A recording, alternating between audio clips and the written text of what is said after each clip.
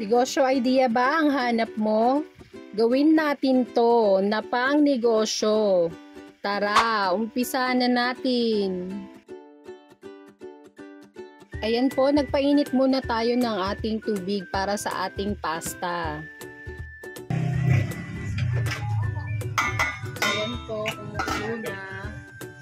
Ilalagay na tayo ng salt. 2 tablespoon yan.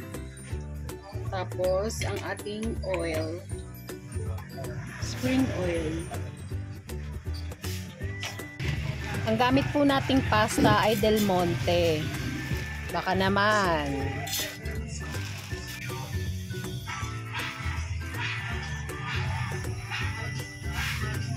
Yan, haluin natin para hindi magdikit-dikit.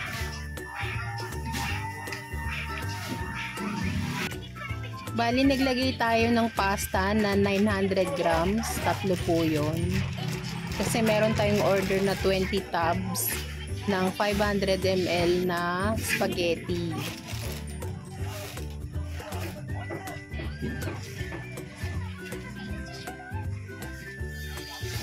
Tatakpan naman natin ito para mas madaling maluto. At kapag luto na po ang ating pasta, i-drain naman natin ito at isi-set aside. Pwede po bang maglambing?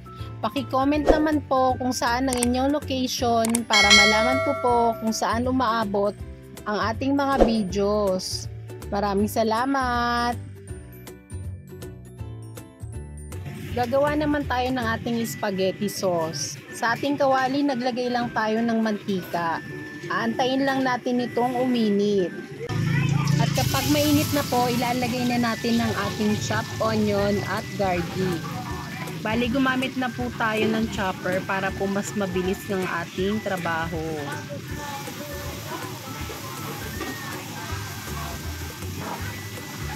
Kapag nag-brown na po, ilalagay na natin ng ating ground pork or beef. Igigisa lang po natin ito. Kung gusto nyo po ng ganitong mga video, please like and subscribe to our YouTube channel. Thank you and God bless! Sa pagigisa pa lang po, titimplahan na natin ito. Naglagay po tayo ng ground pepper. Naglagay na rin tayo ng beef cubes at rock salt. Ginagawa po natin ito para po malasa na ang ating meat sa pagigisa pa lang.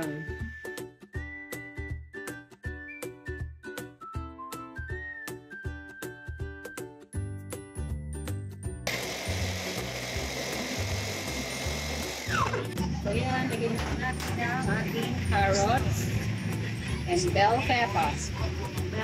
Bell pepper with a pepper pig.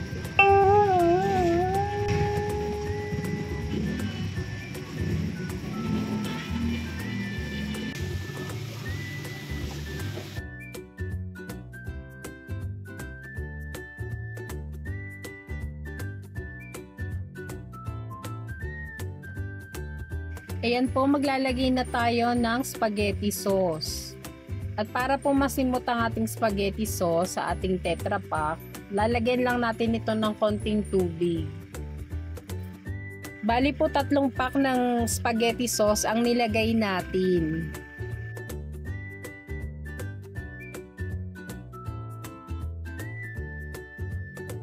Naglagay din tayo ng 1/2 cup ng ketchup.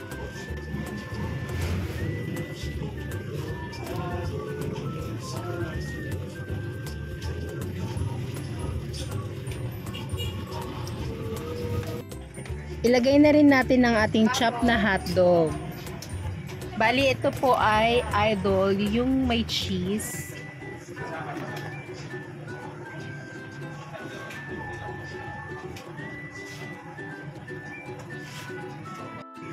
Maglalagay din tayo ng condensed milk. Ito po yung magsisilbing pampatamis sa ating spaghetti.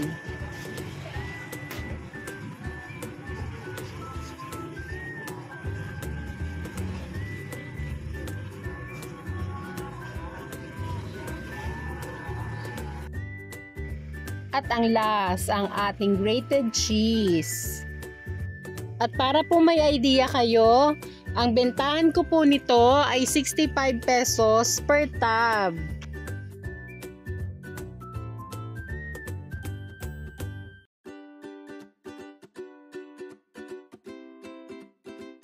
Luto na po ang ating spaghetti sauce.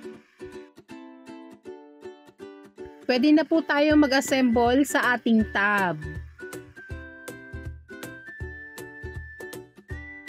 Sa ating mixing bowl, maglalagay lang tayo ng spaghetti.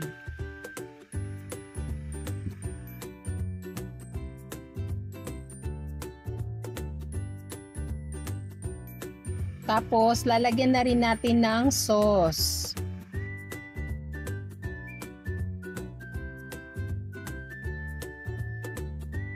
Ayan, may mga cheese pang buo-buo. Ayan, pinisat ko lang siya. Pinisatin.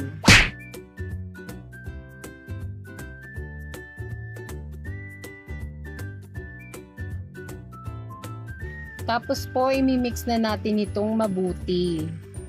Pwede din naman po yung diretso na natin to sa tab. Pero sa akin kasi, mas gusto ko na meron ng konting sauce yung ating spaghetti.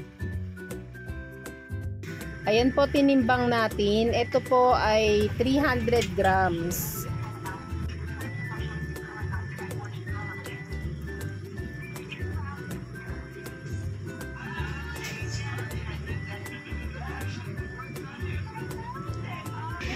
Tapos po naglagay tayo ng pinaka-toppings ng spaghetti sauce. At ang last, ang ating grated cheese. Sana po ay may nakuha kayong idea sa video ito. Please like and subscribe to our YouTube channel. Thank you and God bless. Thank you for watching.